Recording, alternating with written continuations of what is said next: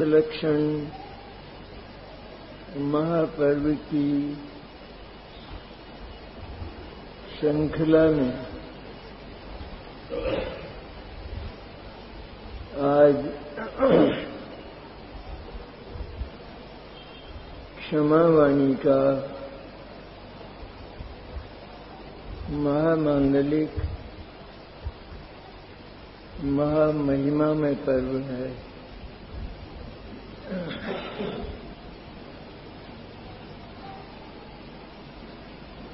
इसका स्थान दशलक्षण महापर्व के अंत में रखा गया है।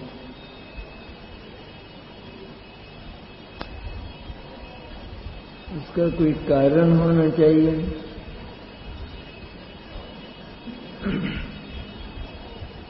ये क्षमा से ही दशलक्षण महापर्व का प्रारंभ होता है और क्षमा से ही क्षमावाणी दिवस पर इसका समापन होता है। ऐसा क्यों है?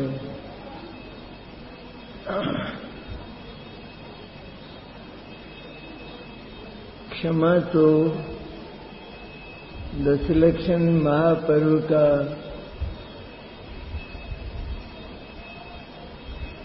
पहला दिवस कहलाता है।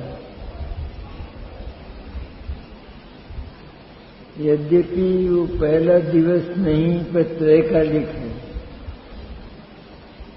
तो भी पहले दिवस की अपेक्षा उसका पहला नंबर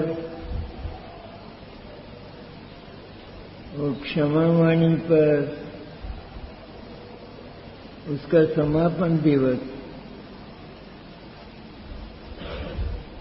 तो क्षमा कोई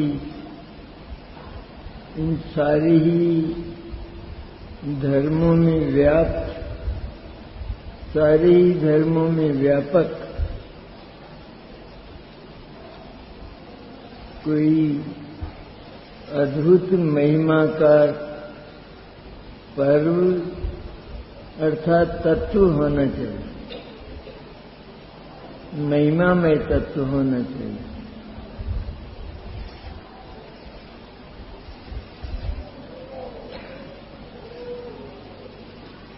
क्षमा सचमुच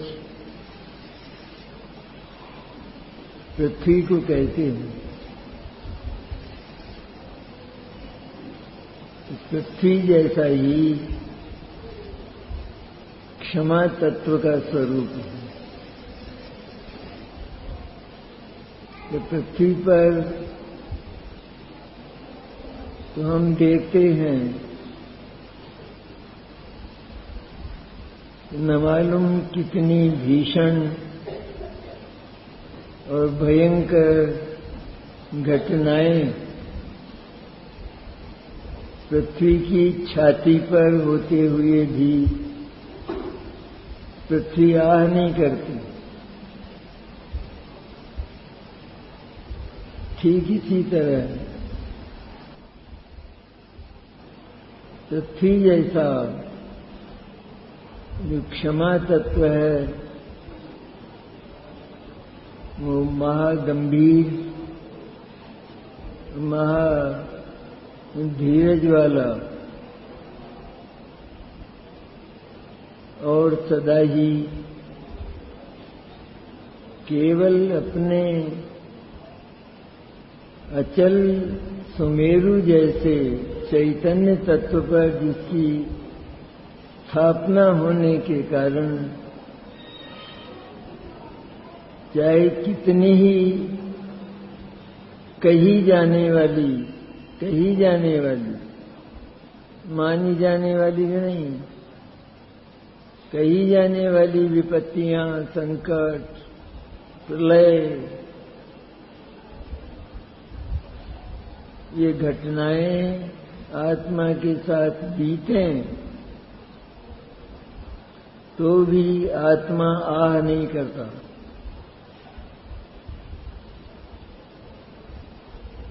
आह कौन करता है? आह तो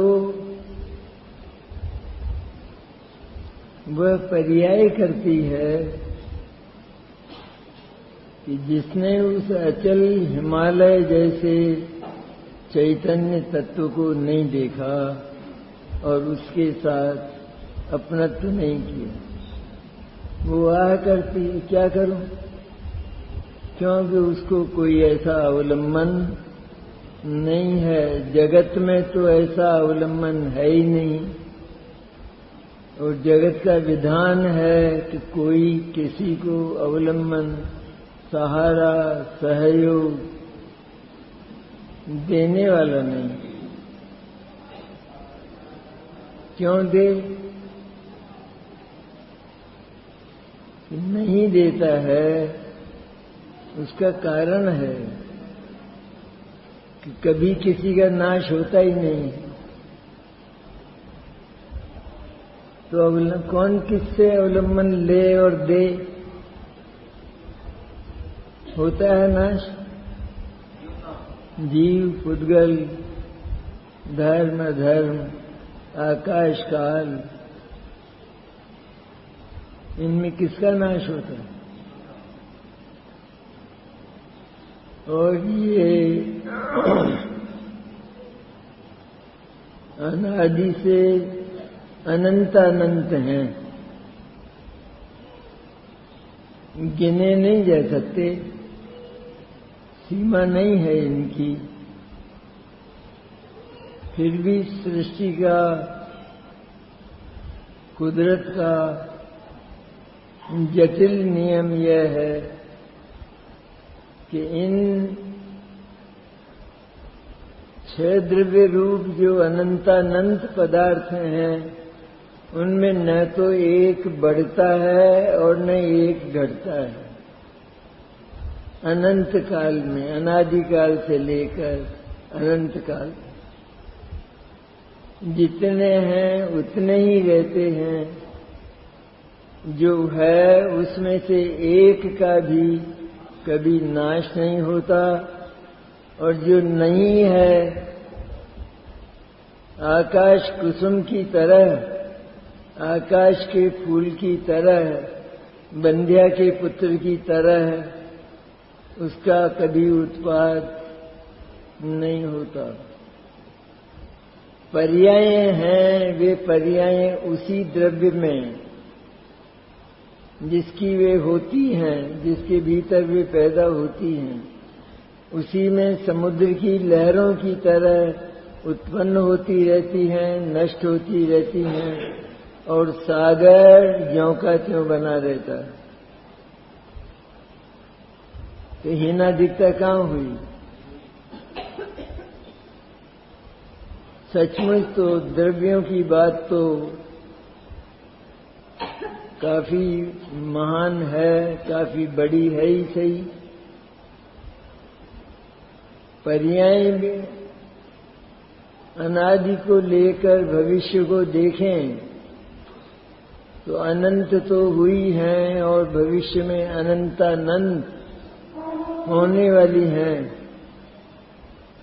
लेकिन जितनी होने वाली हैं उतनी होंगी पर्याय भी, और द्रव्य ज्यों का त्यों बना रहेगा। ऐसा अद्भुत, कितना मनमोहक है विश्व का स्वरूप, जो जैन दर्शन ने देखा, अपने ज्ञान से जिसका अनुसंधान किया, वह विश्व का स्वरूप कितना मनमोहक है।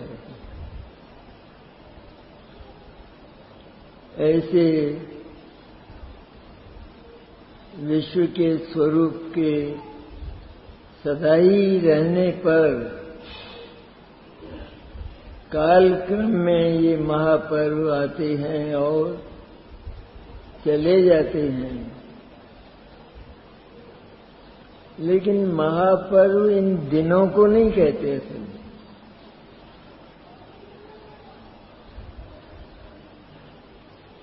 तो पर्व पवित्र को कहते हैं, तो दिन भी पवित्र होता है, कहा जाता है या पवित्र होता है। जो दिन है वो तो काल के समयों का समुदाय है। काल द्रव्य है, उसकी सबसे छोटी एक क्षण की पर्याय को समय कहते हैं। और वो द्रव्य भी शुद्ध होता है और पर्याय भी शुद्ध होती है, सदा ही, हमेशा ही।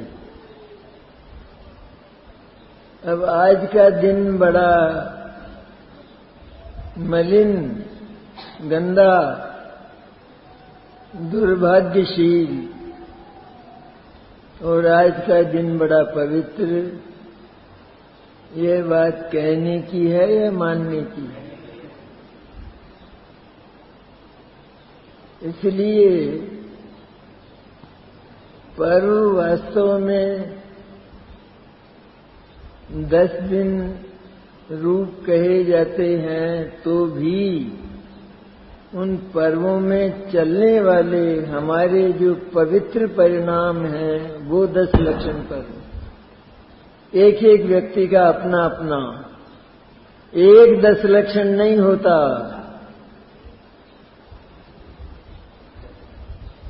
जितने जैन हैं, दिगंबर जैन, और जिन्होंने पूज्य गुरुदेव के तत्व को सुना है और जाना है,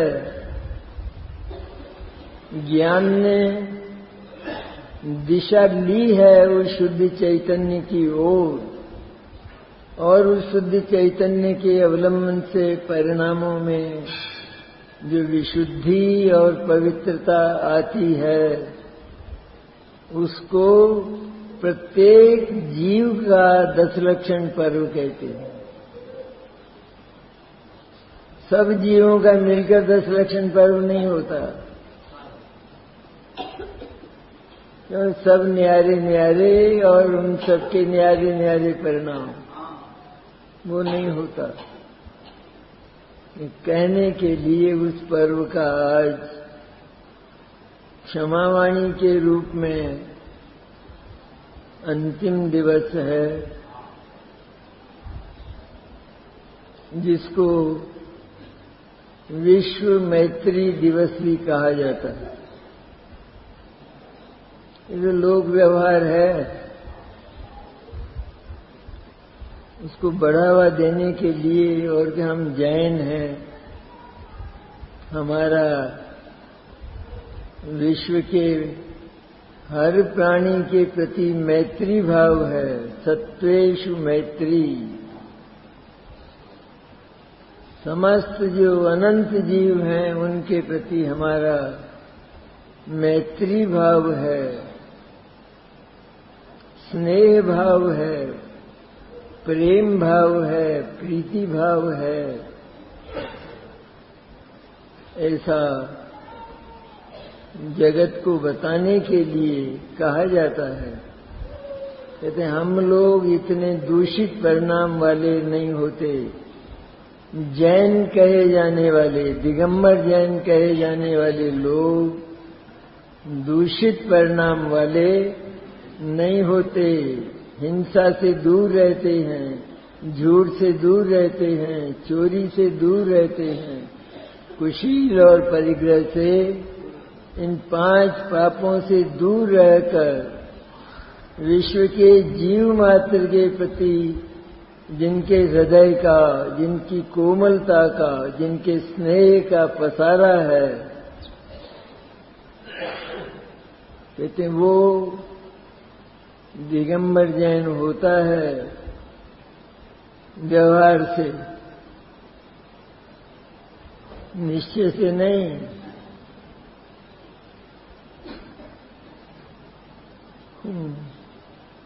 निश्चय से तो सचमुच देखा जाए तो जगत के सारे प्राणियों के प्रति मेरा मैत्री भाव है, मेरा क्षमा भाव है।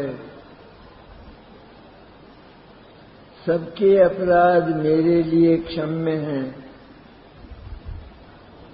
और मैंने किसी के प्रति अपराध किया हो तो वो मुझे क्षमा करे। यह बात सुनने में बड़ी मधुर लगती है, बहुत मीठी लगती है, लेकिन जब ज्ञान की प्रयोगशाला में इस तथ्य का अनुसंधान किया जाता है, इसका टेस्टिंग किया जाता है, टेस्टिंग, तो जीरो निकलता है। बोले न किसी ने को क्षमा किया और न किसी ने इसको क्षमा किया। ये क्या विचित्र है बात। सारे जगत में तो धूम मच रही है और ये क्या विचित्र बात है।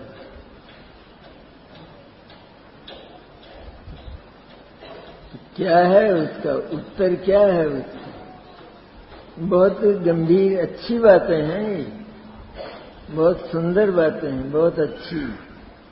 अनुसंधान करते हैं ना वैज्ञानिक, तो ये अनुसंधान नहीं कि सारा जगत जो मानता है क्षमा का आदान प्रदान, और जैन दर्शन भी अपनी प्राथमिक भूमिका में सामान्य व्यवहार में क्षमा का आदान प्रदान करता रहा है, क्षमावाणी के अवसर पर और वैसे भी, लेकिन क्षमा का आदान प्रदान नहीं होता ऐसा मानकर उस प्रकार का परिणाम करे तो उसका नाम व्यवहार क्षमा है, वास्तविक क्षमा नहीं है। पहले उस प्रकार के विशुद्ध परिणाम आते हैं, उसमें ये सारी बातें आदान प्रदान की चलती हैं, उत्पन्न होती। प्रथम ये भाव आते हैं ना मंदकशा, शुभ भाव में, मुझे सारा जगत, मैत्री में सब भूयेषु वैर मध्यम न केणई, मेरी सारे विश्व के प्रति मैत्री है, मेरा किसी के प्रति वैर नहीं है। लेकिन सबसे पहले तूने ये जाना है या नहीं कि जगत का प्रत्येक जीव अपने द्रव्य में, अपने गुण में और अपनी पर्याय में बिल्कुल स्वाधीन है। पर्याय से भी वो किसी के साथ कल्पना में भले ही जुड़ा हो, लेकिन ये क्षमा भाव के द्वारा जुड़ना और उसको अलग थलग नहीं मानना, अपने आप को भिन्न नहीं मानना, तो क्षमा के द्वारा जुड़ना भी मिथ्या भाव है। और नहीं, और जुड़ने के लिए पाप छोड़ा, हिंसा छोड़ी, झूठ छोड़ा, ये सब छोड़े तो क्षमा में से जुड़ गया। क्षमा को मानकर और अन्य के साथ जुड़ा ना, मैंने उनको क्षमा किया और वे भी मुझे क्षमा करें, ये संबंध हुआ कि नहीं? और संबंध मात्र का यहाँ पर निषेध है।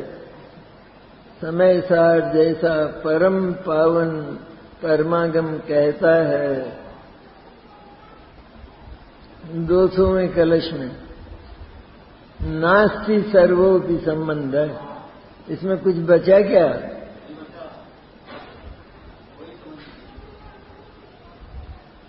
कोई संबंध नहीं है। ये वास्तविक बातें हैं। ये क्षमा का प्रारंभ यहां से होता है। तो हम ये कह सकते हैं कि जब ऐसा मान लेंगे तो फिर ये क्षमावाणी पर्व कैसे मनेगा। संध्या को सब लोग इकट्ठे होंगे, क्षमा करना मुझे यार, वो कहते हैं हमको आप क्षमा करना, ये सब बंद हो जाएगा। अभी तो तुम जिंदे हो ना, बंद कैसे होगा। अभी तो तुम्हें संसार में रहना है भाई, और अज्ञान को लेकर रहना है। तुम वास्तविक स्वरूप जानना ही नहीं चाहते हो, तुम तो इस व्यवहार को जिंदा रखना चाहते हो, तो ये बंद कैसे हो जाएगा। और ऐसे अनंत प्राणी अनंतानंत काल तक इस विश्व में रहने वाले हैं। इसलिए चिंता मत करो कि क्षमावाणी का ये व्यवहार बंद होगा, बंद नहीं होगा। और चलना चाहिए, यहां भी कोई इनकार करते नहीं है। अरे सारा ही बंद हो जाए तो लोग कहना ही बंद कर देंगे कि क्षमा कर दो, क्योंकि वो परिणाम पर्याय में वो मंद कषाय का भाव तो आना चाहिए ना। और मंद कषाय का भाव न आवे, क्योंकि वो तो बहुत औपचारिकता है। क्षमावाणी पर्व में हम जो क्षमा का आदान प्रदान सब मिलकर हजारों लोग जो आदान प्रदान करते हैं, वह मोटी औपचारिकता है, मोटी औपचारिकता, फॉर्मेलिटी। उसमें अधिकांश भाइयों के परिणाम भी नहीं बनते। और वास्तव में जो अपराध किया है जिसके प्रति, उस अपराध का वो नाम ही नहीं रहता है, बस मुझे क्षमा कर। सचमुच तो व्यवहार भी तब हो जब इसका जो परिणाम है वो मोम बन जाए, पिघल जाए, एकदम कोमल हो जाए। कोमल होकर ये बोले, अरे चैतन्य स्वरूप परमात्मा द्रव्य, तूने इतना पवित्र होकर ऐसा अपवित्र काम क्यों किया, और उस जीव को विषय क्यों बनाया तू उस अपवित्र परिणाम के द्वारा। ये तो तेरा काम नहीं है तीन काल में, ऐसा सोचकर। और चूंकि अभी राग शेष है, राग के हैं ये सारे काम। क्षमावाणी पर्व कोई सारे ही लोग वीतराग भाव का स्वरूप जानते हों, ऐसा है नहीं है ऐसा।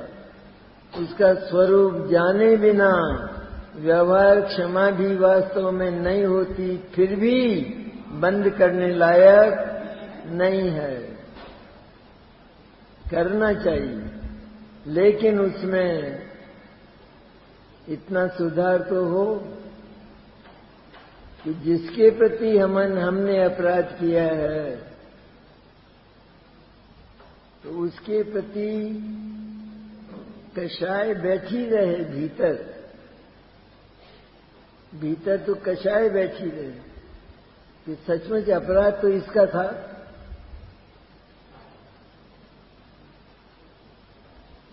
लेकिन फिर भी क्षमा तो मांगना पड़ेगा ना, क्षमावाणी पर्व है इसलिए। तो वो क्षमा मांगता है, क्षमा करना चाहिए। तो इसका परिणाम भी पवित्र नहीं रहा, थोड़ा भी विशुद्धि भी नहीं आई, क्योंकि ये तो यूं मान रहा है कि अपराध तो इसका था। तो पहले फैसला ये होना चाहिए कि अपराध किसका है। वो कह रहा है कि इसका अपराध था, उसका अपराध था, या वास्तव में किसी दूसरे का अपराध होता ही नहीं। दूसरा अपराधी होता ही नहीं, तो अपना अपराध कैसे हुआ? कि हम इसलिए सदैव हम इसलिए अपराधी हैं कि उसका हमको संयोग हुआ। तो ये उदय हमारा था या उसका था? हमारे कर्मोदय से था ना। हमारे कर्मोदय से वो संयोग हुआ और हमारे परिणामों में शांति स्थिरता नहीं रही, इसलिए वो वार्तालाप हुआ, इसलिए वो उस प्रकार का कटु व्यवहार हुआ। हमारे परिणामों में नहीं रही। अगर हमारे परिणामों में शांति, कोमलता और इस प्रकार का अत्यंत करुण भाव अगर रहता, तो वो एक ओर से कटु भाषा बोलता, गालियां भी देता, तो वो तो निर्जराई होती, वो तो यूं ही जाती, उससे वो हमारे पास ही नहीं आती।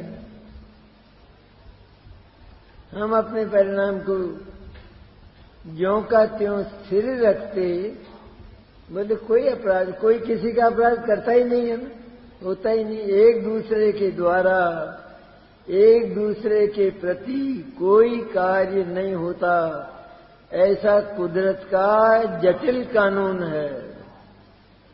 कुदरत का होता ही नहीं। एक परमाणु, एक तिनका नहीं टूटता। हम अंगुली नहीं हिला सकते। अंगुली हिला दे तो सुमेरु को हिलाना पड़े। ये जटिल नियम है कुदरत का और बड़ा सुंदर है।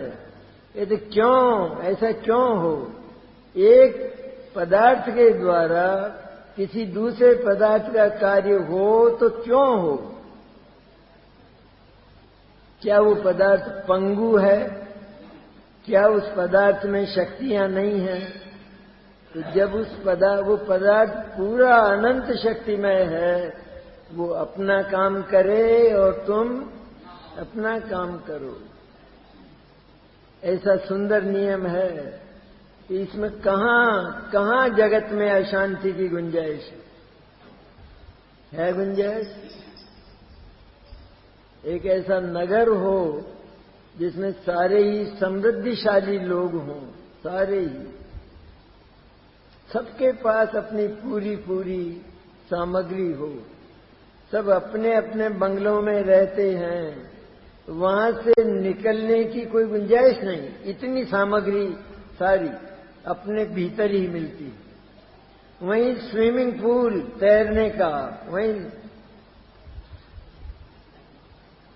सब ऐसी बंगले जिनमें गर्म और ठंडी हवा भी नहीं जाती। बताओ उसमें क्या शांति होगी उस नगर में? अगर राजा भी नहीं हो तो क्या शांति होगी? यहां कोई राजा नहीं, सब राजा हैं, सब सम्राट हैं, सब परमेश्वर हैं।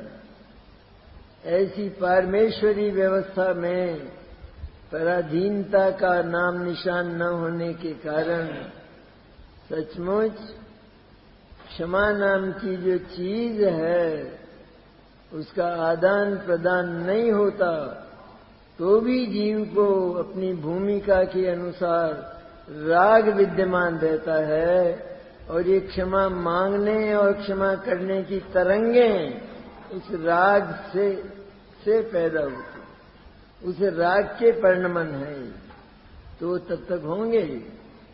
इसलिए इस भूमिका में क्षमावाणी पर्व भी विशुद्ध भावों से मनना चाहिए, पर विशुद्ध भावों से। जिसके प्रति हमारा अपराध हुआ हो उसके चरणों में पड़ जाओ।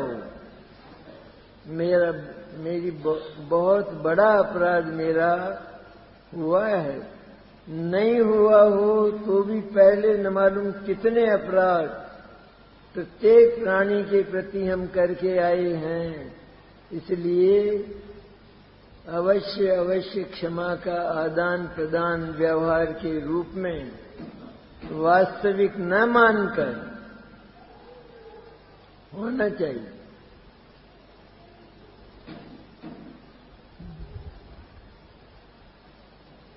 और क्षमा का, ऐसी क्षमा का, व्यवहार क्षमा का प्रारंभ भी कहाँ से हो? यानी समाज का जो क्रम है वो तो दूसरे नंबर पर है। पहला जो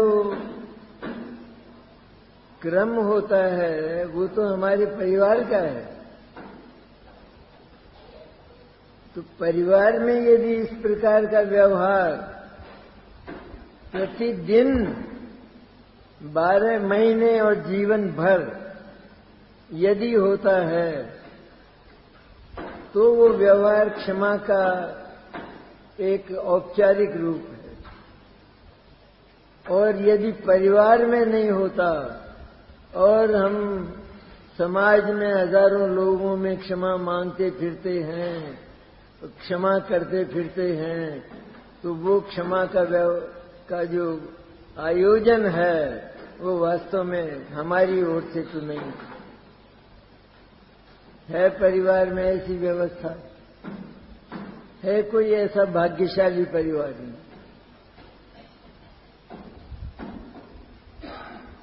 है, ही नहीं, तो है ही नहीं। जब परिवार में नहीं होता है, जहां रात और दिन हम रहते हैं, रात और दिन जहां महान अपराध, दोष, कलंक ये होते रहते हैं एक दूसरे के प्रति मन, वचन और काय से, वहां अगर हम ये व्यवहार नहीं करते तो फिर ये जन समुदाय के सामने ये व्यवहार करना, ये एक नाट्य हुआ या नहीं हुआ, दिखावा हुआ या नहीं हुआ, या वास्तविक हुआ? क्या हुआ? इसलिए सबसे पहले तो परिवार से ये बात प्रारंभ होना चाहिए। हमको तो अगर कहा जाए तो क्या कहते, शर्म आती है, शर्म आती है।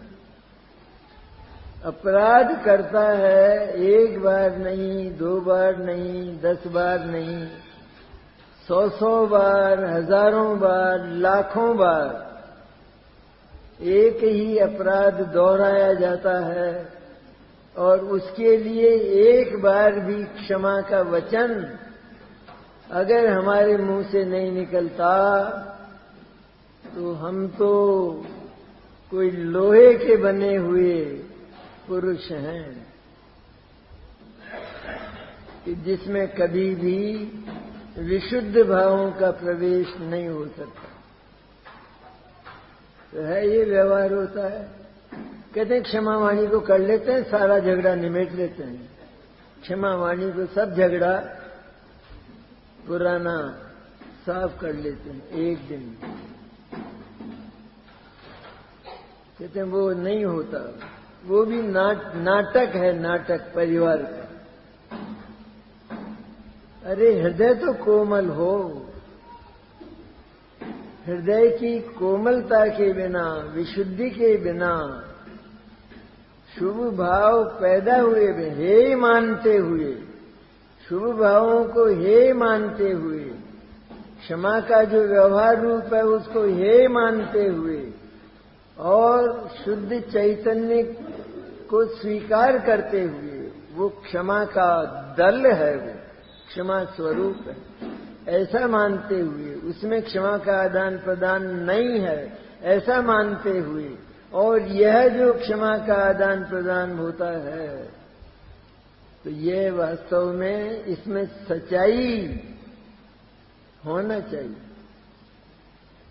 और यदि ना हो, नहीं हुआ हो, अब तक नहीं हुआ हो, तो फिर आज से शुरू करना चाहिए। ये भी 10 लक्षण पर्व की देन है ना। 10 लक्षण पर्व का प्रदेय क्या दिया उसने हमको? 10 लक्षण पर्व कहते हैं वो तो बहुत कुछ था उसके पास, देने के लिए, लेकिन तुम्हारे पास तो इतने कांटे बिछे हुए थे प्रदेश प्रदेश में कि जगह ही खाली नहीं थी। पापों के कांटे, कहाँ क्षमा का प्रवेश, व्यवहार क्षमा का प्रवेश भी कैसे होगा। इसलिए शुरू करना चाहिए। अरे क्षमा तो एक ऐसा शस्त्र है, शस्त्र नहीं बल्कि शस्त्र की उपमा तो थोड़ी भारी पड़ती है, लेकिन एक ऐसा तत्व है भीतर पैदा होने वाला, आत्मा के भीतर, आत्मा की पर्याय में पैदा होने वाला, यदि एक बार वह भीतर उत्पन्न हो जाए और वाणी से उसका प्रकाशन हो जाए, तो सामने अगर कोई तलवार लेकर भी खड़ा हो तो उसकी तलवार गिर जाती है। ये ताकत किसकी है? उसकी तलवार गिराई उसने ये कहा तलवार लेकर आता है मेरे सामने, ऐसा बोला? क्या बोला? मुझे क्षमा करना। हो गया, गिर गई तलवार। और अब भविष्य में आपके प्रति ऐसा कार्य, ऐसा दुष्कर्म मैं नहीं करूंगा, ऐसी प्रतिज्ञा करें।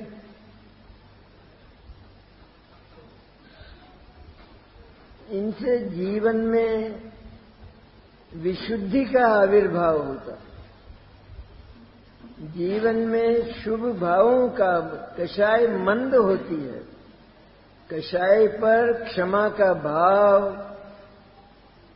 जलती हुई आग पर जैसे पानी गिरता है, इस तरह पापों की जलती हुई आग पर जैसे ये क्षमा का ठंडा शीतल जल डालना चाहिए, चाहे वो अपने भीतर हो, क्योंकि अपने चैतन्य से भी क्षमा मांगी जाती है। अरे मेरे चैतन्य, अरे मेरे पवित्र परमात्मा, मैंने तेरा स्वरूप अब तक नहीं जाना, और इसी कारण से, केवल इस एक ही कारण से विश्व में मैंने महान महान अपराध किए।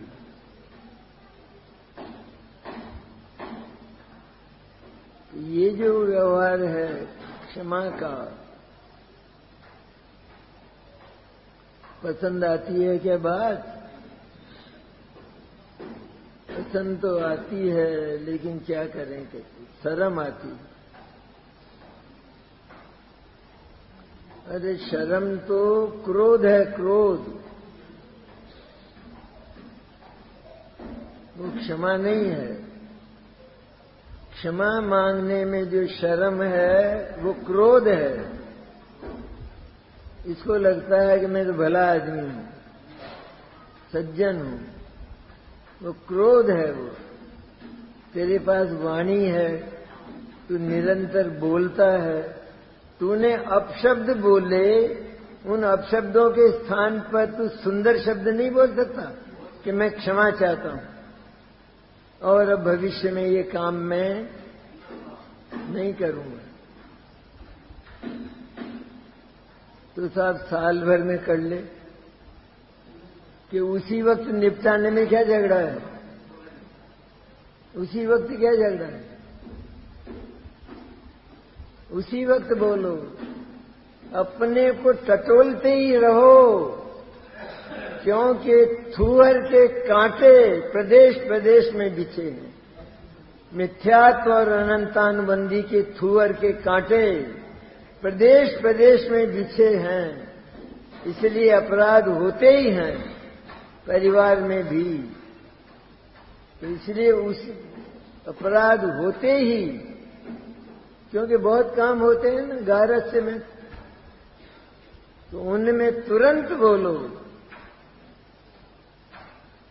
ऐ मातुश्री, ऐ मेरे पिताश्री। अरे छोटा बच्चा हो तो भी उसको भी सिखाओ, ऐ भैया मुझे क्षमा करना, मैंने तेरा ऐसा अपराध किया, पत्नी से क्षमा मांगो, उसको वो अच्छी मत समझो, मेरे से तो नीची है, कैसे क्षमा मांगू।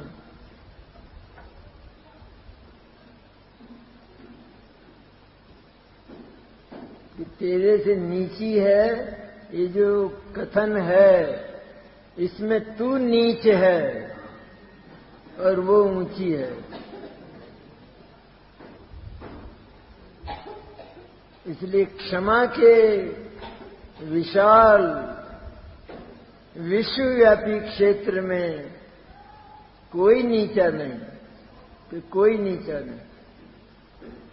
और यदि अपराध है, ऐसा लगता हो कि हमने तो कोई अपराध वर्तमान में किया नहीं, फिर भी ये मेरे प्रति बहुत क्रोधित हो रहा है, मुझे मारने को तैयार है, तो कहते हैं ये दोषी है।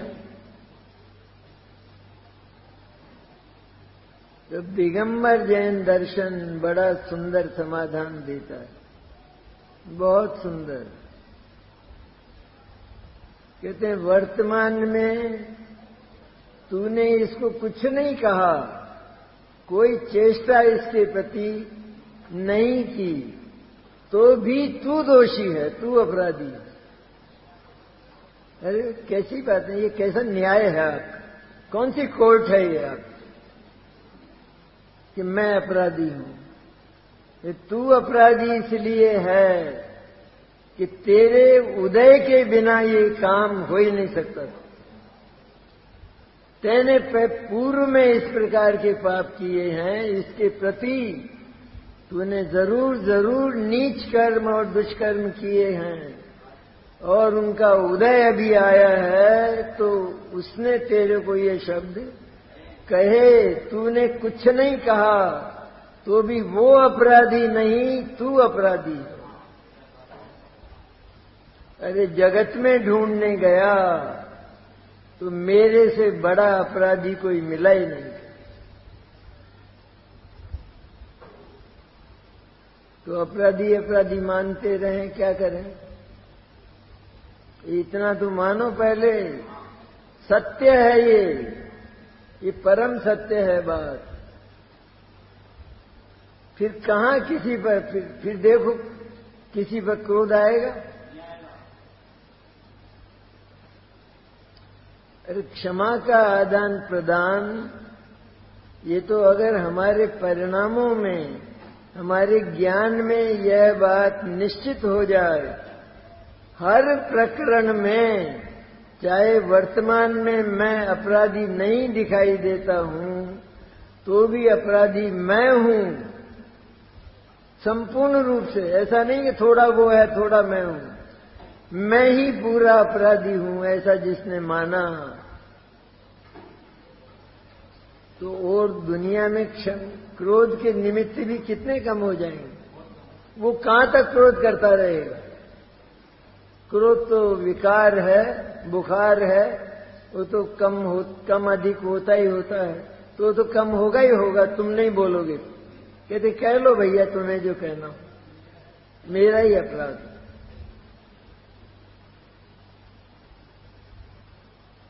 असलियत तो ये है। इसलिए परिवार से ये बात शुरू करें, तुरंत बोलें, मुझे क्षमा करना, कोई भी हो, कोई भी हो। लेकिन क्षमा का आदान प्रदान हमारे इस दशलक्षण पर्व का प्रदेय हो हमारे लिए। दशलक्षण पर्व ने हमको यह दान किया है, और ये दान अमिट है जब तक हम संसार में। इस तरह ये व्यवहार क्षमा के रूप हैं कि जो पहले कषाय की मंदता होकर, अरे भगवान जिनेंद्र के पास आवे और कषाय रहित उस वीतराग शांत प्रशांत मुद्रा को देखें और फिर उनको देखकर यह विचार आवे, इससे बड़ा पुरुष विश्व में नहीं है, महान पुरुष, पवित्र पुरुष। और ये वे पुरुष हैं कि जिन्होंने मुझे अपना शुद्ध चैतन्य निधानों का निधान वो मुझे बताया है। ये वे पुरुष हैं जिन्होंने मुझे मेरा अटूट भीतर पड़ा हुआ ध्रुव कोश बताया। ज्ञान और आनंद जैसी अनंत शक्तियों का कोश बताने वाले यदि जगत में कोई है तो ये भगवान अनंत परमात्मा है। ऐसा दर्शन करने में इतना भाव आवे तो 4 घंटा भक्ति करोगे ना, वो बात 1 मिनट में हो गई। 4 घंटे की भक्ति वाणी से की जाने वाली और ये मन से की जाने वाली ये भक्ति, ये है असली भक्ति। दर्शन असली है, इसको दर्शन कहते हैं भगवान का। कभी आया ये विचार? कभी आया? आप ही जानो भगवान, मैं तो पापी हूं, मैं तो काला हूं, सफेद करना आपका काम, इसलिए साबुन आप लगाओ और सफेद करो।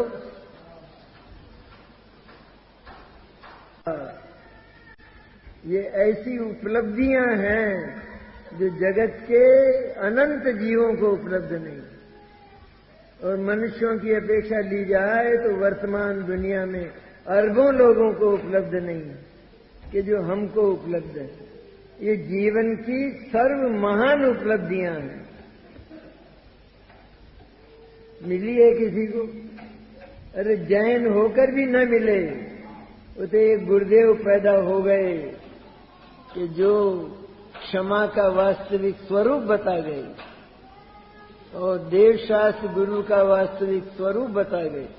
स्वरूप बता ही नहीं गए, बल्कि वे उस स्थान पर थे जहां इन देवशास्त्र गुरु का पता भी नहीं था। वहां से चलकर वो सच्चे देवशास्त्र गुरु के पास आए और अपने जीवन को धन्य कर लिया। ऐसा महान पर्व क्षमा का गुरुदेव ने मनाना सिखाया। किसको कहते हैं वास्तविक क्षमा? कि सचमुच वास्तविक क्षमा ये आदान प्रदान वाली नहीं। अब आगे चले ना अपन, आदान प्रदान की बात तो हुई, ये तो परिवार में शुरू ही कर देना क्षमा का आदान प्रदान। इससे बहुत शांति रहती है। ये जो शांति है परिणामों की, ऊपर की शांति नहीं, परिणामों की शांति भी यदि परिवार में क्षमा का आदान प्रदान होगा, प्रायश्चित करेंगे, कभी भूल भी गए तो उसको याद करके मैंने उस दिन आपके प्रति ऐसे कटुक शब्द कहे थे, मैं क्षमा चाहता हूं, सच्चे मन से। और भविष्य में जहां तक संभव हो नहीं करने की प्रतिज्ञा करें, क्योंकि कोई काम ऐसे होते हैं जो रोज होते हैं। तो इसलिए ये प्रतिज्ञा करें कि यदि कोई काम वास्तव में सदा के लिए छूट सकता है, हम उसको छोड़ सकते हैं, तो हम प्रतिज्ञा करें भविष्य में मैं, अरे उतने ही कांटे बीने हमने अपने, कि उतने ही कांटे बीन लिए, उतना ही दुख मिट गया।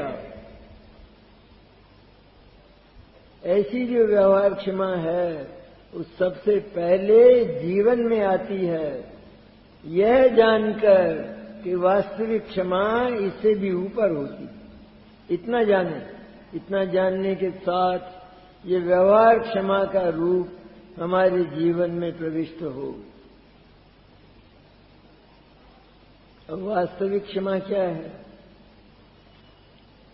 कि वास्तविक क्षमा तो वास्तव में जिसमें ये आदान प्रदान नहीं होता, लेकिन उसमें तो इस आदान, ये व्यवहार क्षमा से ऊपर जाकर, अलग जाकर जो सद्गुरु के द्वारा बताया गया। भगवान अनंत परमात्मा भी सद्गुरु कहलाते हैं।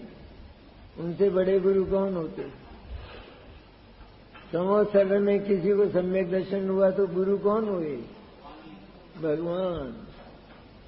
सद्गुरु ने जो बताया, अरे तू चैतन्य परमात्मा द्रव्य है, ध्रुव, शाश्वत, अक्षय, और तेरे निधानों का पार नहीं। हमने उन निधानों को देखा है, तो हम तुझे गुमराह करेंगे? अरे हमारे पास तो केवल ज्ञान और वीतरागता है, गुमराह कैसे करेंगे? हमने उन निधानों को देखा है और हम उन निधानों का प्रति समय रसास्वादन करते हैं। हम तुझे कहते हैं तेरे पास वही निधान और वही परमात्मा द्रव्य पड़ा है, एक बार सारे जगत से अलग होकर, अब इस व्यवहार क्षमा से भी अलग होकर, अब ये दयादान पूजा से भी अलग होकर, और अपने उस परमात्मा द्रव्य को एक बार देख ले, तो उसके साथ तुझे उन निधानों का दर्शन होगा तो तू मोहित हो जाएगा। अरे गजब हो गया। मेरे पास पड़े हुए, मेरे प्रदेश प्रदेश में पड़े हुए अनंत गुण, अनंत शक्तियां, अरे इस चैतन्य वाटिका की फुलवारी इतनी मनमोहक है कि उसको एक बार देख लेने के बाद वहां से आने का मन नहीं होता, निकलने का ही मन नहीं होता। ऐसा एक बार उस परमात्मा द्रव्य का पुनः पुनः चिंतन करके, ये तो व्यवहार क्षमा से तो अलग हुए ना, वो तो चलती रही हो, लेकिन वहीं नहीं रुक जाए, उसको तो हे ही जाने, उसमें प्रवृत्ति करते हुए भी वो हे है, क्योंकि आदान प्रदान क्षमा का नहीं होता, इसलिए उसको हे जानकर अब जो वास्तविक क्षमा है उसके निकट जाए। तो वो क्या है वास्तविक क्षमा? कि भले ही कैसा ही जीव हो, चारों गति वाला कैसा ही जीव, जिसने उस चैतन्य का ऐसा स्वरूप, इतना ठोस ज्ञान और आनंद का घन, जो कभी बिखरे नहीं, जिसको कभी चोट नहीं लगे, जिसमें कभी हीना दिखता न हो, ऐसा वो चैतन्य का स्वरूप उन परम गुरु से सुनकर, सद्गुरु से सुनकर, जिसने उस चैतन्य की अनुभूति की है, ऐसे गुरु से सुनकर। कपड़े उतारने की जरूरत नहीं, कपड़े उतारने से क्या होगा, वो भी वही स्वरूप बताएंगे।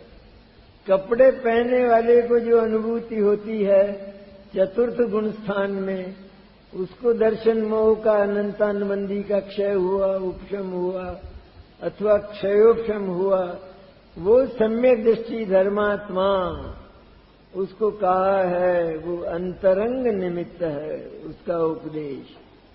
ऐसे गुरुओं का उपदेश सुना और उस चैतन्य परमात्मा, अपने चैतन्य परमात्मा, और का नहीं, सिद्धों का नहीं, अनंतों का नहीं, जगत का नहीं, अपना जो भीतर पड़ा हुआ है, कभी जिसकी मृत्यु हुई नहीं, कभी जिसका जन्म हुआ नहीं, ऐसे चैतन्य परमात्मा का स्वरूप जानकर, और मैं तो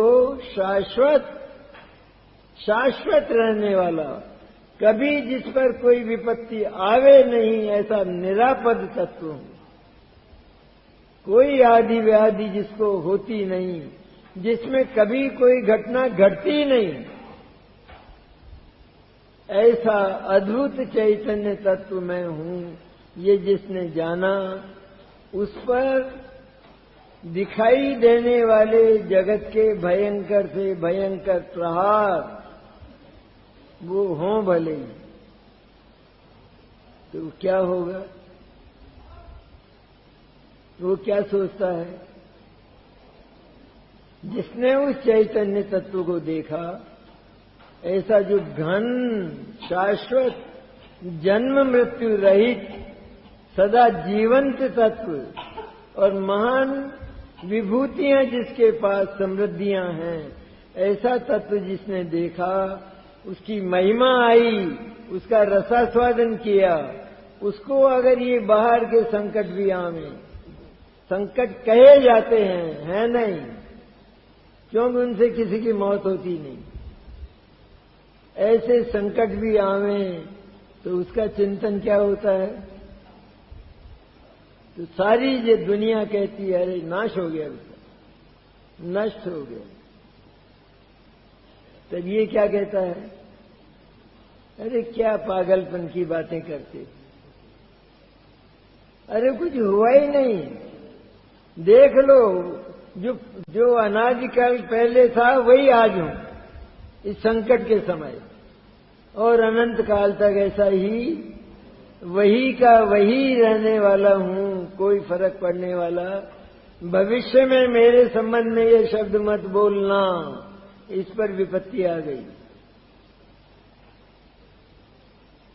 मैं तो बोलूंगा ही नहीं, बोलूंगा नहीं, मैंने मानूंगा नहीं। बोलने को तो कई बातें बोली जाती हैं, राग है ना, तो कई बातें बोलता, वो तो पागल है राग, तो वो समझता थोड़ा ही है, वो तो बोलेगा ही बोले कुछ भी। तो ज्ञानी को भी बच जाता है, मरते मरते बच जाता है। असली जो था ना उसका प्राण अनंतानुबंधी, वो तो मर गया, वो तो गया। अब तो ये सारे के सारे जड़ चली गई है, जड़ समाप्त हो गई है, और पेड़ पत्ते ये रह गए हैं ऊपर के, सूख जाएंगे निश्चित एक दिन। तो ज्ञानी को कहां फिक्र है कि संसार का अंत कब होगा? अरे जड़ी कट गई, अब ये कितने दिन का है ये? ऐसा जो ज्ञानी है वो जब ये मानता, जब उसने पहले क्षण में चैतन्य का दर्शन करते हुए ये मान लिया, अरे ये तो कोई अद्भुत जन्म मृत्यु रहित सदा जीवित रहने वाला ऐसा परम तत्व है, उत्कृष्ट तत्व है, ये जानते ही उसको ये निश्चय हुआ मेरे ऊपर कभी कुछ होने वाला नहीं है। अरे मुझे एक बार अगर प्रलय में बहना पड़े तो भी वो प्रलय मुझे दिखता रहेगा, लेकिन प्रलय का दर्द मुझे नहीं होगा, क्योंकि प्रलय मेरे भीतर पहुंच ही नहीं सकता है, जा ही नहीं सकता है।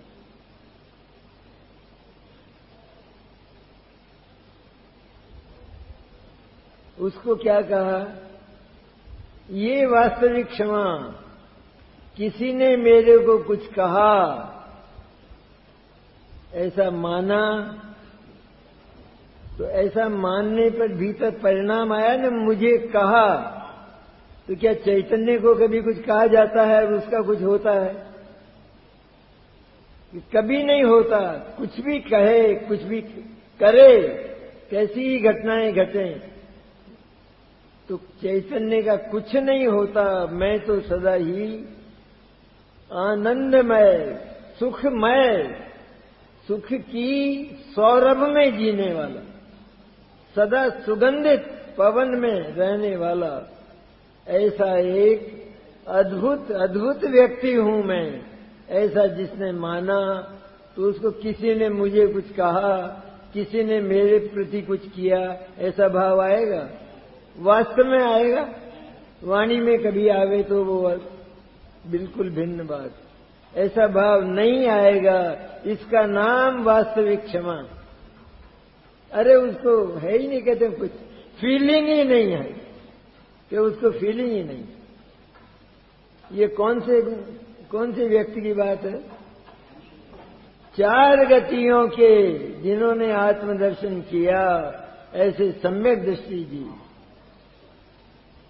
नरक का नारकी भी कहा तो ये जाता है कि वो दुख भोगता है, असलियत यह है कि वो नरक का सम्यक दृष्टि नार की, वो नरक के सारे वायुमंडल को केवल देख लेता है, लेकिन यह नहीं मानता कि ये मेरा स्पर्श करता है, मेरे भीतर प्रवेश करता है या मुझे छूता है, यह नहीं मानता। नरक की गर्मी मुझे छूती नहीं, नरक की सर्दी मुझे छूती नहीं, मैं ऐसा प्रूफ तत्व हूं। नरक के वायुमंडल से भी जो प्रूफ है वो तो सारी गतियों में प्रूफ।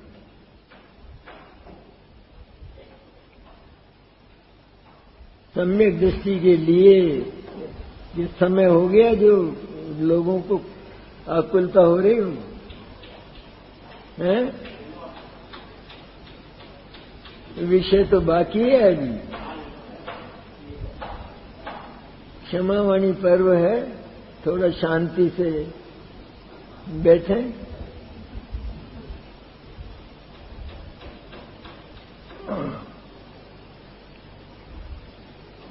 क्या लिखा है सम्यक दृष्टि पुरुष के लिए? एक अंग्रेजी की कविता है सम्यक दृष्टि पुरुष के लिए। तो उसको कहते हैं कि उस पर विपत्ति आई, उस पर संकट आए, नरक में बहुत दुख भोगता है, ऐसा उसके लिए कहा जाता है। कहते हैं ये सब झूठ है। तो उसके लिए लिखा है कि ही ओनली कैन बिहोल्ड। ये समझ में आता है? वाणी समझ में आती?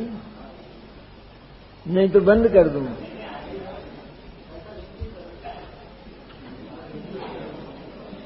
He only can behold with unaffrighted eyes the horrors of the deep and the terrors of the sky।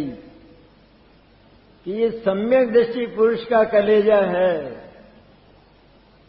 कि वो निर्भय आंखों से, मैंने निर्भय ज्ञान जिसमें भय नहीं है, ऐसे ज्ञान से, वो निर्भय ज्ञान से, निर्भय आंखों से, उसकी आंख तो ज्ञान है, उससे वो इस जगत में आसमान में जो अनेक प्रकार के भयंकर से भयंकर भीषण घटनाएं घटती हैं और सागर में जो भयंकर से भयंकर तूफान वगैरह आते हैं, उनको निडर होकर अगर कोई देख सकता है तो सम्यक दृष्टि पुरुष देख सकता है। उसको असली क्षमा है, उसको कोई विचार ही नहीं आता, उसको मरण का कोई विचार आता ही नहीं है। विचार मैंने भीतर से उसको लगे अरे मर जाऊंगा, ऐसा उसको कभी लगता ही नहीं सपने में। बाहर से हो दिखाई दे, बाहर से तो दिखाई दे भले ही, बाहर से तो क्या होता है कि साहब सम्यक दृष्टि भी हमने तो भागते हुए देखे, कोई शेर आ जाए तो भागेगा नहीं क्या? कहते हैं क्या है बात, असल में पहले अज्ञान था ना, उस अज्ञान में ये मानता था कि मैं मर जाऊंगा, तब ये भागता था ना। तो वो भागने का जो संस्कार है वो अभी तक थोड़ा पड़ा हुआ है, इसलिए वो भीतर से न मानने पर भी बाहर से भागता हुआ दिखाई दे। उसको भागना नहीं कहते, क्योंकि वो मानता ही नहीं कि मेरी मौत हो जाएगी। एक बालक है ना, बालक, छोटा बालक, 1 वर्ष का बालक, वो एक कमरे में सो रहा है और उसकी माँ वो इधर उधर दूसरे कमरों में काम करने चली गई। जब उसने देखा कि माँ नहीं है तो उसने रोना शुरू किया और बहुत जोर जोर से रोने लगा। और इतने में जब माँ ने सुना कि बहुत जोर से रो रहा है तो वो आ गई और उसे गोदी पर उठा लिया, गोदी में ले लिया। तो उसका रोना बंद हो गया? नहीं हुआ। और उसका भय तो समाप्त हो गया। भय तो रहा ही नहीं कि मैं अकेला रह गया और मुझे कोई खा जाए, ऐसा जो भय था वो तो समाप्त हो गया, पर रोना बंद नहीं हुआ। यही बात सम्यक दृष्टि के साथ है। जो पुराना रोना है वो अभी तक भागने के रूप में, डरने के रूप में देखा जाता है। सचमुच भीतर से वो इनसे दूर है, रीता है। ऐसे तो सम्यक दृष्टि पुरुष होते हैं। उसको वास्तविक क्षमा कहा जाता है, जिसमें फीलिंग ही नहीं हो। अरे सहन तो सारी दुनिया ही करती है। अब सम्यक दृष्टि से आगे मुनीश्वर होते हैं। तो मुनीश्वरों की क्षमा और अधिक वो आचरण में उतर जाती है। ये तो श्रद्धा और ज्ञान की हुई, आचरण भी आया इसमें, लेकिन वो बढ़ चढ़ कर नहीं। और मुनीश्वरों की क्षमा वो तो आचरण में, आचरणशील, और उन पर तो प्रत्यक्ष उपसर्ग आते हुए परिशह, सारे ऋतुओं के परिशह, ऋतुएं होती है ना जिनमें हम घबराते हैं, उन ऋतुओं के परिशह, डांस मच्छरों के परिशह, गर्मी सर्दी बरसात के परिशह और उपसर्ग। कोई वैरी हो, पुराना वैरी, वो तो अपना वैर लेके, अज्ञानी है ना, वैर लेके छोड़ता है तो सिगड़ियां रखते हैं सिर पर, सिंगनी खाती है, ये सब देखे जाते हैं। तो मुनिराज को क्या होता है? कहते हैं यही सोचते होंगे कि ये तो अज्ञानी है, अपन तो मुनि हैं, इसलिए अपने को स्थिर रहना चाहिए और इसके प्रति क्रोध नहीं करना चाहिए कि यहां तक तो भावलिंगी मुनि नहीं है वो।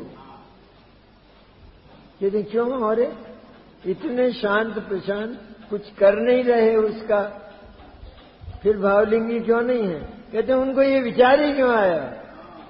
अभी तो उन्होंने ये मान रखा है कि आत्मा का कभी कुछ होता है और कोई आत्मा का कुछ कर सकता है। अभी तो ये मान रखा है। ये तो अज्ञानी है और मेरे ऊपर ये जो उपसर्ग कर रहा है, तो मैं मुनि हूं इसलिए मुझे क्षमा रखना चाहिए, कि ये क्षमा है ही नहीं। ये तो सम्यक दृष्टि की भी क्षमा नहीं है। तो फिर क्षमा क्या हुई? कहते क्योंकि ये जो विपत्तियां आती हैं वे तो सभी पर आती हैं ना जगत में। तो वो सभी पर जो विपत्ति आती हैं उस समय वे क्या करते हैं? तो सहते हैं। विपत्ति आती है, मनुष्यों पर आती है, तिरिंचों पर आती है, हम देखते हैं रात और दिन सारा पानी बरसता है, गर्मी पड़ती है, सर्दी पड़ती, ये विपत्ति है या नहीं? आती है। तो वो क्या करते हैं? खड़े रहते हैं, सहते रहते हैं। ऐसे ही मनुष्य सहते हैं विपत्ति आ जाए तो कहते हैं ये लोग भी सहते हैं, वे तो मुनिराज हैं, अगर वे भी इसी तरह सहेंगे तो क्या फर्क पड़ा, क्या अंतर हो? इसको सहना कहते ही नहीं है, ये तो अज्ञानी भी सहते हैं इसको। सारा अज्ञानी जगत इसी तरह सहन करता है, इसलिए ये इसको सहन करना नहीं कहते। सहन करना उसको कहा जाता है जो भावलिंगी मुनिराज सहन करते हैं। कहते हैं वो सहन करते हैं, कहते हैं नहीं करते हो, क्योंकि वो मानते ही नहीं कि कोई विपत्ति चैतन्य पर आती, और मैं चैतन्य हूं, इसलिए कोई विपत्ति आती ही नहीं। ऐसा जानकर जो उस आए हुए उपसर्ग से, परिचय से बिल्कुल विमुख होकर उस चैतन्य वाटिका में ही विहार करते हुए निरंतर उस अतीन्द्रिय आनंद का पान करते रहते हैं। ऐसा नहीं उसको देखते रहते हो, आई है आई है आई है चली जाएगी। अरे जिनको पता भी नहीं चलता कि विपत्ति आई, पता ही नहीं कर, उनको पूछा जाए महाराज बहुत बड़ी विपत्ति आई, बहुत बड़ा संकट आया, किसी क्या बोलते हो, क्या बोलते हो? फिर से बोलना जरा। विपत्ति आई मेरे ऊपर, संकट आया, क्या आया था? अरे बहुत उपद्रव किया उसने, दुष्ट ने बहुत। अरे भाई मेरे को कुछ पता नहीं है, मैं दूसरे गांव गया था और वहां एक चैतन्य वाटिका है फूलों से लदी हुई, मैं उसमें विहार कर रहा था, उसका आनंद ले रहा था। तुम कहते हो विपत्ति आई, अब आगे झूठ मत बोलना। तुम मुनिराज का स्वरूप नहीं जानते, तो फिर साहब उपसर्ग दूर नहीं करें। अगर देखें तो नहीं करोगे तो क्या करोगे, कि मरने दो ऐसा करोगे? दो ही तो भाव आएंगे, या तो शुभ भाव आवे या अशुभ आवे। इसलिए ऐसा अवसर हो, अवश्य अवश्य मुनिराज के प्रति अपने से जो बने वो रक्षा के उपाय करना, लेकिन यह नहीं मानना कि मुनिराज ऐसे होते हैं। मुनिराज तो ऐसे समय में भी भीतर आनंद वाटिका में विहार करते हैं। उपसर्गों के दुख का जो सहन है, उपसर्ग के दुखों का जो अनुभव है, वो उनको होता ही नहीं, होता ही नहीं। बल्कि इतना है कि उनको पता ही नहीं कि उपसर्ग हो रहा है। इसको सहन करना कहते हैं। सहन किया, पता ही नहीं चला, कौन सहन करे? मिलेगा कहीं दिगंबर दर्शन के सिवाय मिलेगी ये बात कि ऐसे भी पुरुष होते हैं क्या जगत में? ऐसे भी होते हैं जगत में पुरुष? अरे होते क्या हैं, जीवंत देखो, ये ऐसे पुरुष हैं। क्योंकि लोगों को कल्पना नहीं होती कि ऐसा भी कोई पुरुष, ऐसा भी कोई आदमी हो सकता है। ऐसे ही सारे संकटों से प्रूफ कि जिनके भीतर उनका प्रवेश ही नहीं होता और निरंतर जो आनंद वाटिका में ही निरंतर विहार करते हैं। मैं शुद्ध चैतन्य निरापर, सर्व विपत्तियों से संकटों से रहित, ध्रुव और शाश्वत और अनंत समृद्धिशाली तत्व हूं।